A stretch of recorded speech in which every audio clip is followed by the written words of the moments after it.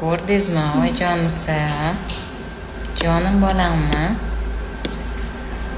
Osalim mani. Voy, o'sha qimirlab yuzlarini yopib. Voy, tilini chiqarishini. Tug'ish oldi.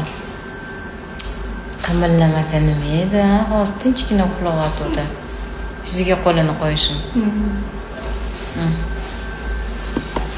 Videolarga olma. Oyoqlarim.